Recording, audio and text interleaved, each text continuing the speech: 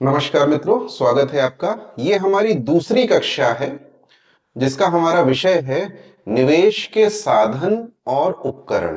यानी निवेश जो आप करना है, पिछली कक्षा में हमने देखा था निवेश करना क्यों है, निवेश क्यों करें, है ना। अब प्रश्न ये उठता है कि निवेश कहां करें, जो एक बहुत बड़ा एक विषय है और वो एक कक्षा में संभव नहीं है। तो उसका जो पहली जो सीढ़ी है, जो उसका पहला सोपान है, वो हमको आज देखना है कि हमारे पास में क्या क्या उपलब्धता है, हमारे पास में साधन कौन से हैं और हमारे पास उपकरण कौन से हैं। साधन का अर्थ है कि अगर पैसा लगाना है तो कहां लगाना है, और उपकरण का अर्थ है पैसा लगाने के तरीके क्या हैं, कहां कहां किस किस प्रकार से पैसा लगा सकते हैं, वो हम आज जानेंगे। पैसा अभी लगाना नहीं है, उसमें समय है, लेकिन पहले सीखना है। और जब मैं कहता हूं समय है, हमेशा इस बात को ध्यान में रखिएगा। आपको बाजार कभी कभी ना बहुत तेज है, यार ऐसा बाजार तो दोबारा आएगा ही नहीं, शेयर के या जो भी आप खरीदना चाहते हैं उसके ये भाव तो दोबारा आएंगे नहीं। हो सकता है ना आए, लेकिन अवसर हमेशा आते रहेंगे, इसमें नहीं तो उसमें। इसलिए निवेश करने से पहले थोड़ा सोच समझ करके चलें, क्योंकि निवेश का एक बहुत महत्वपूर्ण पक्ष यह है कि हमें अपने वित्तीय जोखिम को कम करना है। वित्तीय जोखिम का अर्थ है, आप अगर 100 रुपया कहीं भी लगाते हैं, उस 100 रुपए में से 2 साल, 3 साल, 5 वर्ष पश्चात ऐसा नहीं होना चाहिए कि उस 100 का आपके पास में 70 या 80 रुपया ही बचा है। और मैंने पिछली कक्षा में बताया था बहुत तरीकों से ये खत्म हो सकता है, ठीक है। तो हो सकता है कि 100 का 150 हो गया हो, लेकिन 150 की आज की डेट में जो कीमत है या उस समय पे जो कीमत हो 150 की, वो 100 रुपए से भी कम हो। ये भी अपने आप में एक जोखिम है, ठीक। तो निवेश इसलिए करना है, निवेश करते हुए हमेशा यह ध्यान में रखना है कि वित्तीय जोखिम को कम किया जाए, आपके रिस्क को कम किया जाए। ये आपका प्रथम प्राथमिकता होनी चाहिए जब आप निवेश करने की सोच भी रहे हो तब, कि जोखिम कम से कम होना चाहिए। कई लोगों को लगता है और कई लोग बोलते हैं no risk no gain, more risk more gain. पहली बात सही है, नो रिस्क नो गेन, यानी बिना जोखिम के कुछ भी नहीं मिलेगा, ये बात तो सच है। अगर आपको चलना भी सीखना है तो गिरने का जोखिम तो है। 6 महीने साल भर का बच्चा जब चलना सीखना शुरू करता है तो गिरने का जोखिम तो रहता है, लेकिन फिर भी चलता है। तो नो बिना रिस्क के नहीं हो सकता। लेकिन मोर रिस्क मोर गेन, यह भी सही नहीं है। इसका कोई ना ऐतिहासिक रूप से सत्य है, नहीं ये कोई ऐसा नियम है कि ज्यादा अगर आप रिस्क लेंगे तो ज्यादा गेन होगा। बल्कि मैं तो हमेशा कहता हूं, जो भी आप खरीद रहे हो, कुछ भी खरीद रहे हो, शेयर बाजार में स्पेशली, अगर कोई चीज 100 रुपए से आज की डेट में 50 रुपए हो चुकी है, 50% गिर गई है, कल की डेट में 50% और गिर सकती है, 25 रुपए भी हो सकती है। तो इसलिए ये मत सोचना कि इसमें रिस्क जो है हम ले लेते हैं और कर लेते हैं, नहीं। बिना सोचे समझे कहीं भी पैसा नहीं डालना है, वित्तीय जोखिम से दूर रहना है। ये सब जो आप देख रहे हो, ये जो पढ़ाई कर रहे हो, इसका उद्देश्य ही यही है कि जोखिम को कम किया जाए और आपकी जितनी वृद्धि हो सकती है, आर्थिक वृद्धि हो सकती है, उसके जो भी उसकी जो प्रत्याशा है, उसकी जो प्रोबेबिलिटी है, उसको बढ़ा लिया जाए, ठीक है। तो बात शुरू करते हैं सबसे पहले कि क्या क्या तरीके हैं, क्या क्या साधन है। और उसमें जो पहली बात आएगी वो है प्रत्यक्ष रूप से आप कहां निवेश कर सकते हैं। प्रत्यक्ष रूप से मतलब जो भी आप खरीदना चाहते हैं, बस जाइए और उसको खरीद लाइए, ठीक है। तो 3-4 तरीके हैं, 3-4 अलग अलग एसेट क्लासेस हैं जिन्हें आप प्रत्यक्ष खरीद सकते हैं। पहला, और सब लोग अधिकतर जो यहां पे आए हैं वो ये सीखने के लिए आए हैं, शेयर बाजार, ठीक है। तो पहला तो शेयर बाजार ही है कि शेयर, स्टॉक कह लीजिए, कई लोग स्क्रिप्ट कहते हैं, स्क्रिप्ट कहते हैं, लेकिन वो होता स्क्रिप्ट है। स्क्रिप्ट मतलब कागज का टुकड़ा। पहले जो शेयर होते थे ना, कागज के टुकड़े के रूप में होते थे। शेयर, स्क्रिप्ट, स्टॉक, काउंटर, बहुत सारे अलग अलग नामों से अंग्रेजी में लोग उसको जानते हैं। वो आप जहां प्रत्यक्ष रूप से निवेश कर सकते हैं, पहला तो ये हो गया। दूसरा, निवेश करने के लिए हमारे पिताजी की जो पीढ़ी थी या हमारी पीढ़ी तक भी जो सबको भाता है कि हाँ ये बहुत अच्छा है, यहां हम पैसा डाल सकते हैं, वो है रियल एस्टेट, जमीन। ठीक है, आप भूमि खरीद सकते हैं, प्रत्यक्ष रूप से जाइए अपना रजिस्ट्री करा करके कर लीजिए, कोई समस्या नहीं है। एक तरीका ये भी है। तीसरा जहां आप निवेश कर सकते हैं वो है बुलियन, इसको अगर आप साधारण भाषा में कहें तो सोना और चांदी। जो पिछले एक वर्ष में जिसने बहुत अच्छे लोगों को भाव दिए हैं, आज की डेट में अगर आप देखें तो सोना और चांदी जिसने पिछले वर्ष ले लिया था या इस वर्ष के प्रारंभ में ले लिया था, वो अभी मतलब उसकी दिवाली अच्छी हो गई कि चलो ठीक है, सोना चांदी में अच्छा मुनाफा उसको निकल गया। और ये भी एक है जहां पर आप निवेश कर सकते हैं और प्रत्यक्ष रूप से कर सकते हैं, जाइए खरीद लाइए। ठीक है, वैसे ही इसके अतिरिक्त अगर आप देखें तो आप निवेश कर सकते हैं जिसे कहते हैं डेट, यानी या तो आप बॉन्ड खरीद सकते हैं या आप एफडी में डाल सकते हैं या इसी प्रकार के अन्य उपकरण हैं जहां पे डाल सकते हैं। अब आप कह सकते हैं सर होते और भी हैं, हाँ क्यों नहीं, उनकी बात करेंगे ना अंत में। लेकिन मुख्यतः जहां पैसा बनता है वो ये चार हैं। बाकी जगहों पे ऐसा नहीं पैसा नहीं बनता, बनता होगा, पर उनको समझना प्रत्येक व्यक्ति के वश की बात नहीं, मेरे वश की बात नहीं है, मुझको इतनी जल्दी समझ में नहीं आते। ठीक है, जो मुझे समझ में आते हैं वो चार हैं, उसके अतिरिक्त भी कुछ होंगे तो वो हम देखेंगे अंत में। तो सबसे पहले तो ये जानिए कि ये चार चीजें जहां आप डायरेक्टली कोई एसेट खरीद रहे हैं। अब एसेट क्या होता है? एसेट एक ऐसा आपका आप कह सकते हो कि ये मेरी प्रॉपर्टी है जो आपको कुछ ना कुछ रिटर्न देती है, जिसपे कुछ ना कुछ आपको मिलता है उसके बदले में, या उसको अगर आप किराए पे, जैसे रियल एस्टेट है, आप किराए पे दे देंगे आपको रेंट मिलेगा। ये कंपनी है शेयर, इसमें से आपको कुछ रिटर्न मिल सकता है, डिविडेंड मिल सकता है, या फिर हो सकता है इसकी एसेट प्राइसेस में, इसकी जो कीमत है उसमें ही वृद्धि हो जाए। बुलियन है, हालांकि इससे कुछ रिटर्न नहीं मिलता है, लेकिन ये बाकी चीजों की तुलना में आप कह सकते हो कि लोगों को पसंद भी इसलिए, तो विशेषकर महिलाओं को पसंद आता है क्योंकि इसके अन्य उपयोग भी हो सकते हैं। पहली चीज है जैसे शादी विवाह में ज्वेलरी के लिए इसका उपयोग रहता है। इसके अतिरिक्त अगर आप देखें, जब कभी भी दुनिया में वित्तीय रूप से गड़बड़ हुई है, परेशानियां हुई है, उस समय पे कुछ नहीं टिका है बुलियन के अलावा। आप इतिहास की कोई भी वित्तीय गड़बड़ी उठा करके देख लीजिए। अभी अगर हाल के समय की बात कर लें तो 2020 में, 2008 में, 2001 में, 1992 में सब कुछ डूब रहा था। 1992 में भारत में, मतलब बाकी जगहों पे तो नहीं, 94 में, लेकिन गोल्ड सिल्वर अपने स्थान पे कायम था।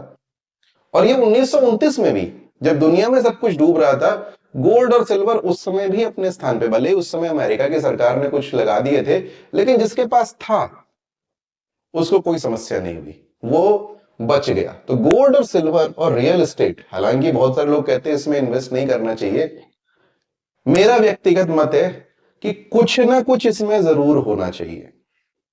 व्यक्तिगत रूप से मुझे ऐसा लगता है, और बाद में हालांकि उनकी बात करेंगे हम। मैं अपनी व्यक्तिगत बात करूं तो सोना और चांदी में मैं उतना पैसा रख लेता हूं कि मेरे साल भर का उसमें खर्चा निकल जाए, उसके बाद नहीं रखता। और ये मैं वो बात कर रहा हूं उसको बेच सकता हूं, ज्वेलरी की बात नहीं कर रहा। ज्वेलरी तो मेरी पत्नी की है, माता जी की है, उसको तो बेचा ही नहीं जा सकता है। ये मैं बात कर रहा हूं वो जो बेचा जा सकता है। ठीक है, दूसरा रियल एस्टेट। रियल एस्टेट कई लोग कहते हैं कि नहीं घर क्यों खरीदना, ये है वो है।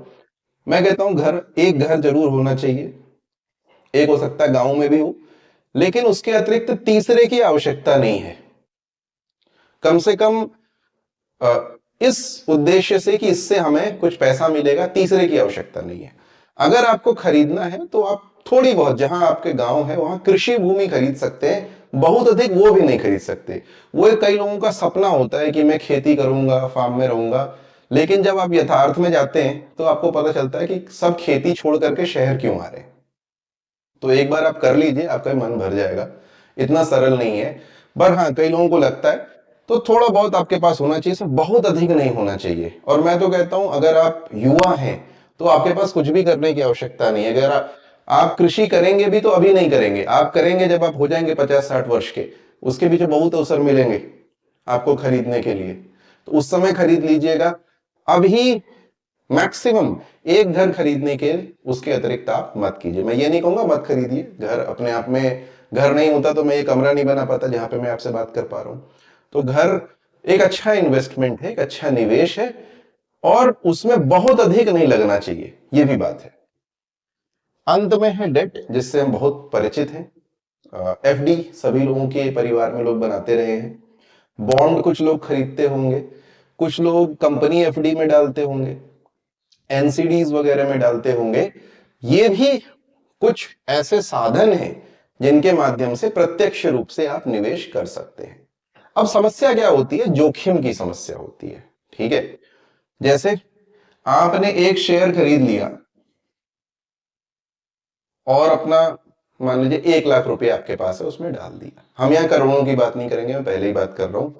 करोड़ों की इसलिए बात नहीं करेंगे क्योंकि मुझे पता है मेरे जो दर्शक हैं उनमें से 99% ऐसे हैं जिनने जिनके पास में 1 करोड़ रुपया नहीं है, पर उनके पास 10-20 हजार रुपया, 50 हजार रुपया, 1 लाख रुपया है। तो हमारा जो स्टैंडर्ड उदाहरण रहेगा वो 1 लाख रुपया का रहेगा। 1 लाख रुपए का निवेश 10 लाख, 20 लाख का, 50 लाख का निवेश लोग कर सकते हैं, करते हैं। तो 1 लाख रुपए अगर आपने एक स्टॉक में डाल दिए, कल की डेट में वो स्टॉक, और एक ही स्टॉक में डाले, आपके पास थे ही 1 लाख रुपया, इस साल का पूरा जो आपने बचत करी 1 लाख रुपया था, वो 5% नीचे गया, 10% नीचे गया, 20% नीचे गया, आपको डर लगा, आपने पूरा निकाल लिया, 1 लाख के बचे 80 हजार रुपए। ठीक है, ये जोखिम है, ये होता है, अच्छे से अच्छे स्टॉक में होता है। अभी हाल में मैंने एक स्टॉक लिया था, नाम नहीं ले सकता हूं क्योंकि सेबी की कुछ प्रतिबंध है। मैंने वो लिया 454 रुपए 78 पैसे में। उसके बाद से नीचे जाते जाते वो 403 रुपए आ गया, यानी 10% से भी अधिक गिर गया। अभी वो आ गया है 450 से भी ऊपर, लेकिन बीच में एक समय ऐसा भी आया जब वो एकदम नीचे आ गया था।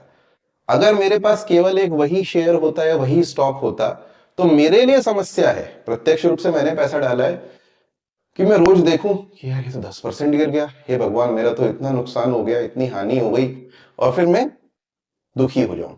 ठीक, तो ये जोखिम है। उसी प्रकार से अगर आप सोना चांदी वगैरह ले रहे हैं, रियल एस्टेट ले रहे हैं, डेट ले रहे हैं, इन सब में कहीं ना कहीं कुछ ना कुछ जोखिम होता है। डेट में कैसा जोखिम होता है? लोगों को लग सकता है तो निश्चित आय है, डेट में तो क्या जोखिम होता है? होता है। आपने बॉन्ड लिया, वो कंपनी ही बोल गई। कई सारी ऐसे लोग हैं, मेरे एक मित्र हैं, उनके पिताजी ने सहारा में पैसे डाले थे, अब जाकर के, और कब, 15-20 साल पहले, उसके कुछ मिला नहीं। अब जाके बात हो रही है कि शायद अडानी सहारा की सारी परिसंपत्तियां खरीदेंगे और उनको पैसे वगैरह देंगे, लेकिन अभी तक पैसे फंसे हुए हैं। लखनऊ में मैं पहले रहता था, उस समय कुबेर फाइनेंस एक कंपनी थी और उनका अखबार भी निकलता था। तो अब सोचिए उस समय पे न्यूज़पेपर निकलना, 20 साल पहले, फाइनेंस कंपनी लिए, लोगों ने पैसे डाले और पैसे गायब हो गए, लेकर के भाग गए। तो डेट भी हमेशा सिक्योर्ड नहीं होता है, स्पेशली बॉन्ड्स वगैरह, उनकी प्राइसेस ऊपर नीचे होती रहती हैं। तो इसलिए आप ये मत समझिएगा कि इनमें जोखिम नहीं है, इनमें से प्रत्येक में जोखिम है। सोने और चांदी में भी जोखिम है। ठीक है, अभी बीच में हम बात कर रहे हैं ना कि 2011 के बाद से पहली बार चांदी इस भाव पे आई है। भाई 2011 से 2025 के बीच में कुछ तो हो रहा होगा, पाताल में चली गई थी चांदी। तो जोखिम तो है। जिसने 2011 में लिया, 2020 में वो क्या सोच रहा था, या 2022 में वो क्या सोच रहा था कि जो बेच दिया होगा, ऑब्वियसली उसको नुकसान हुआ होगा। तो इसमें भी जोखिम है। रियल एस्टेट में जोखिम के तो एक नहीं अनेक जोखिम है। भारत, लोग कहते हैं कृषि प्रधान देश है, पर मैं कहता हूं ये असामाजिक तत्व प्रधान देश है। असामाजिक तत्व एक अपने आप में बहुत बड़ा खतरा है, जोखिम है रियल एस्टेट के लिए। आप जो ले रहे हैं, सही से लिया है कि नहीं लिया है? जिसने बेचा है वो बदमाश टाइप का तो नहीं है, उसने 5 लोगों को तो नहीं बेच दी। आपने खरीद के रख ली, आप विदेश चले गए, विदेश में रहते हैं, और भारत में किसी ने आपकी जमीन पे अपने झंडे गाड़ दिए, फिर आप क्या करेंगे? ऐसे 50 चीजें हैं, केवल यही नहीं, ऐसे बहुत सारे। आप 20 साल बाद बेचना चाह रहे हैं। मेरे दादाजी ने किसी समय पे एक प्लॉट लिया था, और उस पे जब हम घर बना रहे हैं अब, उन्होंने प्लॉट लिया था 1990 के आसपास में। उस समय पे वाकई उसकी कीमत बहुत कम थी, मेरे ख्याल से 30-32 रुपया प्रति स्क्वायर फीट थी। आज की डेट में उसकी कीमत 3000 रुपये प्रति स्क्वायर फीट है, या 3500 रुपये प्रति स्क्वायर फीट है। तो 100 गुना हो गया 30 वर्ष में, ठीक है, जो कि बहुत बड़ी बात है। लेकिन अगर आप उसका प्रति वर्ष का हिसाब निकालें कि 30-32 साल में वो कितने CAGR से चली, तो आप देखेंगे इतनी बड़ी बात भी नहीं है। इस हिसाब से तो पता नहीं कितने स्टॉक कहां के कहां पहुंच गए, ठीक है। तो आपको इतना लोड नहीं लेना है इन सब चीजों का। रियल एस्टेट भी कम हो सकती, कुल मिला के बात यह है, वित्तीय जोखिम यहां भी है। तो क्या करें? एक तरीका जोखिम कम करने का है परोक्ष रूप से निवेश करना। मैं ये नहीं कह रहा बिल्कुल कि प्रत्यक्ष निवेश नहीं करना चाहिए, करना चाहिए, सोच समझ करके, बहुत दिमाग लगा करके करना चाहिए। और ये जानकारी होनी चाहिए कि यहां जोखिम है। जोखिम रहते हुए, जानकारी रहते हुए जब आप निवेश करेंगे तो गच्चा नहीं खाएंगे। कभी भी ओवर कॉन्फिडेंस में नहीं करना चाहिए कि नहीं ये तो डबल होगा ही होगा स्टॉक। ऐसा कुछ नहीं है। किसी ने ब्रह्मा जी लिख के थोड़ी गए कि जो आपने खरीद लिया वो होगा ही होगा। तो निश्चित रूप से 100 में 90 बार ऐसा होगा कि जो आप खरीदोगे खरीदने के बाद नीचे जाएगा, ठीक है, 5% 10% नीचे जाएगा। तो ऐसा कुछ नहीं। अधिकतर लोगों के लिए जो निवेश ज्यादा अच्छा है वो है परोक्ष रूप से निवेश करना। तो परोक्ष रूप से कैसे कर सकते हैं? जब आप प्रत्यक्ष रूप से शेयर ना खरीद पाए तो परोक्ष रूप से खरीद लीजिए, अप्रत्यक्ष रूप से खरीद लीजिए। उसका तरीका है म्यूचुअल फंड। मैं किसी का भी नाम नहीं ले रहा हूं यहां पे, तो कृपया ये मत समझें कि मैं म्यूचुअल फंड बेच रहा हूं या फिर आपको कोई कहीं पे निवेश करने की सलाह दे रहा हूं। कैसे रिसर्च करनी, क्या लेना है नहीं लेना है, वो आगे की कक्षाओं में बात हम करते रहेंगे। म्यूचुअल फंड है, उसी प्रकार से परोक्ष रूप से ही निवेश करने के लिए ETF है, ठीक है। परोक्ष रूप से निवेश करने के लिए REIT है। 3 चीजें हैं जिनसे आप परोक्ष रूप से निवेश कर सकते हैं। इनको आप एक तरीके से ये कह सकते हैं कि ये उपकरण है परोक्ष रूप से निवेश करने के, ठीक है। अब म्यूचुअल फंड क्या होता है? मान लीजिए आपको शेयर बाजार की जानकारी नहीं है, लेकिन दुनिया में बहुत लोगों को है, मुझसे भी बहुत अच्छी बहुत लोगों को है। और ऐसे ऐसे लोग हैं जो 30-40 वर्ष से यही काम कर रहे हैं। तो उन्होंने क्या किया, उन्होंने एक कंपनी बनाई, उसको एसेट मैनेजमेंट कंपनी बोलते हैं। और ये सब सरकार बहुत रेगुलेट करती है, सरकार इसमें काफी विनियमन करती है।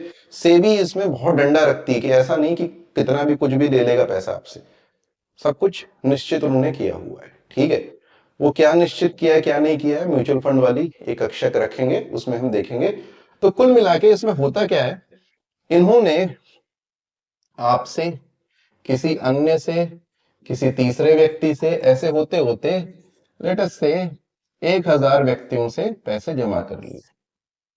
उन्होंने जो पैसे जमा किए वो कुल पैसे आए। अब हम थोड़ी बड़ी बात करते हैं, आपकी बात नहीं कर रहे हैं इसलिए। मान लीजिए 100 करोड़ रुपया आ गया। 100 करोड़ में अब इस म्यूचुअल फंड का एक फंड मैनेजर होता है, ठीक है। उसने अपनी टीम बुलाई जिसमें कुछ रिसर्च के लोग हैं, जिन्होंने ये देखा कि सर ये बड़ा अच्छा शेयर है और इसमें ये है, 10-10 20-20 पेज की उन्होंने रिपोर्ट बना रखी है। उनके पास में आए, उन्होंने बोला कि सर ये ले लीजिए। और फंड मैनेजर ने सबको देखा, उसने अपना दिमाग लगाया कुछ, उसने कहा चलो ठीक है, ये 30 शेयर हैं, इन 30 शेयर्स को हम खरीदेंगे 100 करोड़ में।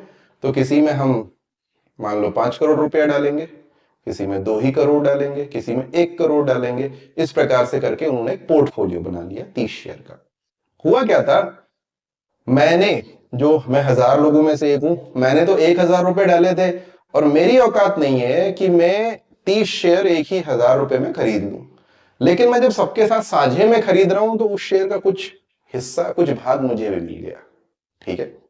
तो हुआ क्या, एक तो इसने अच्छे खासे खरीद लिए, 20, 25, 30, कई लोग 50-50 शेयर खरीदते हैं। जोखिम बंट गया कई सारे शेयरों में। ये संभावना कम हो गई कि एक शेयर नीचे गया तो आपका पोर्टफोलियो ही पूरा नीचे चला गया, आपका रोज रोज का सरदर्द थोड़ा कम हो गया। दूसरा, आपको सोचना ही नहीं है, आपको इसे पैसा डालना है और भूल जाना है। अगर ये अच्छा फंड मैनेजर है तो धीरे धीरे धीरे धीरे ये अच्छा ही करेगा। अगर मैं पिछले 25-30 वर्ष की आपको हिसाब किताब दूं, मैंने बोला 30 वर्ष में मेरे दादाजी के जो प्लॉट था वो 100 गुना हो गया। 25 वर्ष में और 30 वर्ष में ऐसे ऐसे म्यूचुअल फंड भारत में हैं जिन्होंने 300-400 गुना करके पैसा दिया है। ठीक है, 300 गुना पैसा दिया है, बहुत बड़ी बात है ये। आप देख सकते हैं कि 100 गुना होना बहुत बड़ी बात है, लेकिन 300 गुना होना उससे भी बड़ी बात है, और ये हुआ है म्यूचुअल फंड्स में। तो ये एक अच्छा एक तरीका है जिससे आप कर सकते हैं। इसके लिए आपको कुछ नहीं, आपको अपनी केवाईसी करनी पड़ती है, 2-3 दिन लगते हैं, म्यूचुअल फंड आपका उसके बाद से कोई भी खरीद सकते हैं। सारे म्यूचुअल फंड की कॉमन केवाईसी होती है, तो इसके बारे में बाद में हम देखेंगे। दूसरा है ईटीएफ, इसका फुल फॉर्म होता है exchange traded fund. Exchange traded fund यानी ये स्टॉक एक्सचेंज में शेयर की तरह, अभी हम बात कर रहे थे ना शेयर्स की, रिलायंस का है मान लीजिए, अंबानी जी का, या फिर अडानी इंटरप्राइजेस का है, और टाटा का है, बिरला का है, बजाज का है। ऐसी बड़ी बड़ी और बहुत सारी छोटी छोटी कंपनियां जिनके आपने नाम भी नहीं सुने होंगे, ऐसी 5-6 हजार कंपनियां हैं जो भारत के शेयर बाजारों में आप खरीद सकते हैं। तो दो हैं हमारे, एक को बोलते हैं बॉम्बे स्टॉक एक्सचेंज, दूसरे को बोलते हैं नेशनल स्टॉक एक्सचेंज। अगर आप सेबी की वेबसाइट पे जाएंगे आपको 20 और मिल जाएंगे। कलकत्ता भी एक्टिव होगा, लुधियाना भी हो सकता है एक्टिव हो, है ना, मेट्रोपॉलिटन स्टॉक एक्सचेंज भी हो, लेकिन होता कुछ नहीं हुआ, खाली है वो, नीलबट्टा सन्नाटा। सारा काम दो पे होता है। 90% काम आपका होता है नेशनल स्टॉक एक्सचेंज पे, 10% काम होता है बॉम्बे स्टॉक एक्सचेंज पे। ठीक है, यही दो एक्सचेंज है भारत में प्रैक्टिकली देखा जाए तो आप यहां पे जब जाएंगे आपको अपना अकाउंट खोलना पड़ेगा किसी ब्रोकर के पास में, जैसे जीरोधा है, ग्रो है, मोतीलाल है, ऐसे बहुत सारे हैं, शेर खान वगैरह वगैरह। उनके पास जाइए और आपने वहां पे अपना अकाउंट खोल लिया, उन्होंने अपनी केवाईसी की, उस अकाउंट को बोलते हैं डीमैट अकाउंट। Demat, dematerialised. होता क्या था पहले ना, ये जो कंपनियों के शेयर होते थे, स्क्रिप्ट बोला था ना मैंने, कागज के टुकड़े, जैसे एफडी के सर्टिफिकेट आते वैसे आपके घर पे आते थे। उसके बाद सरकार ने कहा नहीं ऐसा नहीं चलेगा, ये सबको ना ऑनलाइन कर दो आप। तो ऑनलाइन में वो डीमैट अकाउंट होता है, उसके अंदर में आपके शेयर रहते हैं। अब वो क्या होता है कैसे होता है वो बाद में बात करेंगे, लेकिन कुल मिला के डीमैट अकाउंट आप खोलोगे तो शेयर खरीद सकते हो। शेयर के साथ साथ आप ये ईटीएफ खरीद सकते हो। अब ये ईटीएफ क्या है, ये कुछ कुछ म्यूचुअल फंड जैसे ही होते हैं, कुछ कुछ, 100% नहीं। कैसे, इसमें एक ही शेयर के अंदर, उसको आप शेयर समझ लीजिए, एक ही शेयर के अंदर बहुत सारे छोटे छोटे शेयर के हिस्से होते हैं। ये तो हमने बोल दिया म्यूचुअल फंड। ठीक है, इसमें जो चलता है वो उसको बोलते हैं यूनिट। एक यूनिट आपने खरीद ली तो आपको सारे जितनी 30-50 कंपनियां हैं उनमें हिस्सा मिल गया, एक एक हिस्सा मिल गया। वैसे ही यहां पे आपने एक ईटीएफ का शेयर खरीद लिया, उसके अंदर में 30-50 जो भी एसेट्स हैं उसमें आपको हिस्सा मिल गया। तो वो किस चीज में मिलेगा, वो उदाहरण के लिए गोल्ड का भी हो सकता है, सिल्वर का भी हो सकता है, इसके भी ईटीएफ होते हैं। उन्होंने अपनी तरफ से गोल्ड और सिल्वर खरीद के रखा फिजिकली, आपने यहां पैसा डाला, गोल्ड की प्राइस बढ़ी, ईटीएफ का प्राइस साथ साथ बढ़ता चला गया।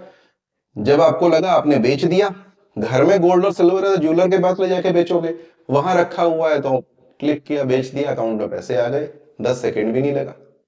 वैसे ही शेयर्स, निफ्टी 50 का नाम सुना होगा आपने, 50 शेयर है उसमें, सेंसेक्स उसमें 30 शेयर है, इनके ईटीएफ होते हैं। ये ऐसे बहुत सारे अलग अलग कैटेगरीज के ईटीएफ होते हैं। तो वहां पे क्या होता है, वो 50 के जो शेयर होंगे आपको वहां पे मिल जाएंगे। सेंसेक्स के जितने 30 शेयर हैं वो 30 के 30 शेयर का एक एक पोर्शन आपको मिल जाएगा। यही नहीं, डेट का भी ईटीएफ हो सकता है। 10-15 बॉन्ड है, उन्होंने उसको खिचड़ी बनाई उसकी, उस खिचड़ी के पार्ट किए, और आप एक पोर्शन ले रहे हैं तो उतना ईटीएफ का और उतना बॉन्ड्स का हिस्सा आपको मिल गया। ठीक है, वैसे ही बहुत सारे अलग अलग एसेट्स के ईटीएफ हो सकते हैं। आप अगर चाहें तो भारत से, भारत के बाहर भी निवेश कर सकते हैं। कुछ ईटीएफ ऐसे हो सकते हैं जो उदाहरण के लिए अमेरिका में, चीन में, या फिर हांगकांग में, यूरोप में, अलग अलग देशों में निवेश करें। तो ईटीएफ एक अच्छा तरीका है। ये एक परोक्ष निवेश का तरीका है। डायरेक्टली आप नहीं खरीद पा रहे, इनडायरेक्टली खरीदिए। डायरेक्टली सोना नहीं खरीद पा रहे, प्रत्यक्ष रूप से, परोक्ष रूप से आप सोना यहां खरीद सकते हैं। मैंने बीच में खरीदा था चांदी, खरीद करके बेच दिया।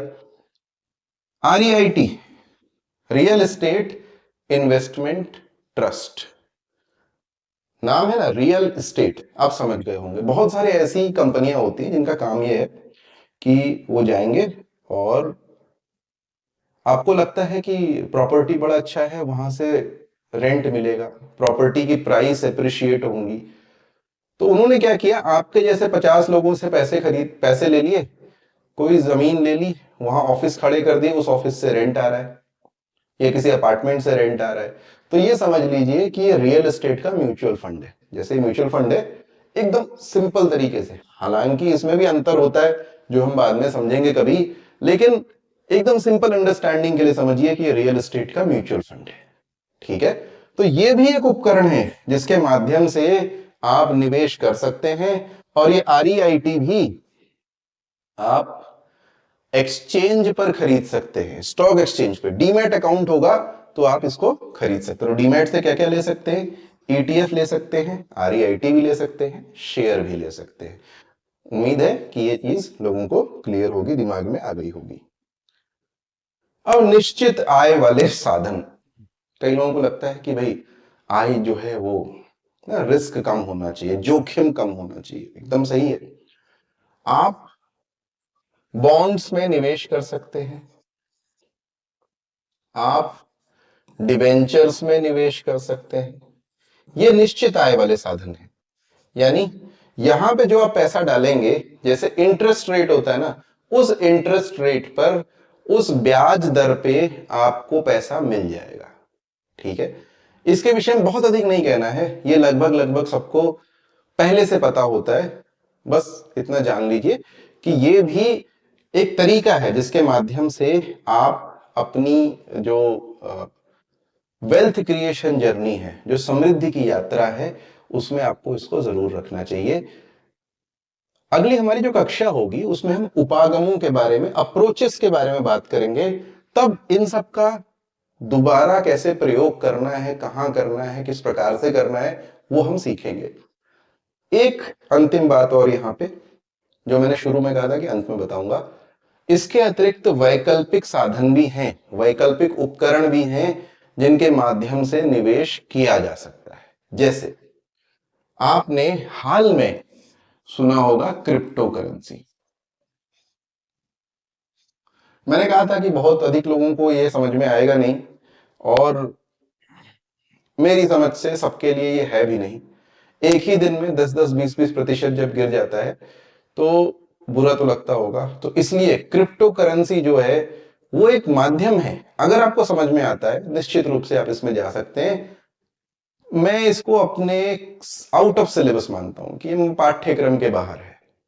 मैं खुद इसको नहीं पढ़ता, न पढ़ाना चाहता हूं, क्योंकि मेरा इसमें बहुत विश्वास जो है ना, बहुत सुदृढ़ नहीं है कि ये बहुत लंबे समय तक चलेगा, पर चल सकता है, वो तो विश्वास ही है। मेरी कोई पक्की जानकारी और भविष्य तो मैंने देखा नहीं है। तो क्रिप्टो करेंसी पहला, उसी प्रकार से, और आजकल तो सरकारें भी इसके पीछे लगी हुई हैं, तो ऐसा नहीं है, हो सकता है कि बहुत अच्छा चले भविष्य में, लेकिन क्या ये एक एसेट है, मुझे अभी भी इस पे संदेह है। दूसरा, क्रिप्टो करेंसी के अतिरिक्त वो है जो आप एलआईसी वगैरह से खरीदते रहते हैं, यूलिप्स। ऐसा नहीं है कि इसकी समझ मुझे नहीं है, पर मैं इसको साधारणतः निवेश के लिए प्राथमिकता नहीं दूंगा। इनको बोलते हैं बेसिकली, ये इंश्योरेंस लिंक्ड प्लान्स होते हैं, जिसमें आपको यूनिट लिंक्ड इंश्योरेंस प्लान्स होते हैं, जिसमें जो निवेश कर रहे हैं उसी में से कुछ हिस्सा आपके इंश्योरेंस और बीमा के लिए जा रहा है, कुछ हिस्से का आपको रिटर्न मिल रहा है बाद में। ठीक है, परंतु मुझे इतना भाता नहीं है, तो मैं यहां पर भी बहुत अधिक नहीं जाऊंगा। उसी प्रकार से अन्य भी हो सकते हैं, अब लोग तो निवेश के अन्य भी कह सकते हैं कि भैया ऑप्शंस हैं, फ्यूचर्स एंड ऑप्शंस, उसके माध्यम से निवेश किया जा सकता है, कई लोग करते हैं। पर मैं नहीं चाहता कि जो आप मुझसे सीख रहे हैं वो ये सीख करके जाएं कि सट्टा कैसे लगाऊं, ठीक है, फ्यूचर्स एंड ऑप्शंस कैसे करूं, वो कम से कम मैं नहीं सिखाऊंगा। यहाँ पे मुझे आता है, मैं फिर भी नहीं सिखाऊंगा, नहीं मैं उस तरफ आपको ले जाना चाहता हूं। तो ये विकल्प है, मैं इनके नाम आपको बता रहा हूं, लेकिन इसमें जाने का परामर्श मैं अपनी तरह से नहीं दूंगा। ठीक, अगली कक्षा में मिलेंगे आपसे। धन्यवाद इतना देखने के लिए। अगली कक्षा में हम बात करेंगे निवेश के उपागम, यानी अप्रोचेस। अगर आप निवेश कर रहे हैं तो किस प्रकार से सोचना चाहिए कि निवेश करें। साधन उपकरण हमें समझ में आ गए। उपागम का अर्थ है कि कितना निवेश कहां करना चाहिए। निवेश जब कर रहे हैं तो उस समय पे आपकी अपेक्षाएं क्या होनी चाहिए, और निवेश जब कर रहे हैं तो उस समय उसकी प्रक्रिया कैसी होनी चाहिए। ये सारी बातें निवेश के उपागम जो कक्षा है अगली, उसमें हम देखेंगे। धन्यवाद, फिर मिलेंगे आपसे।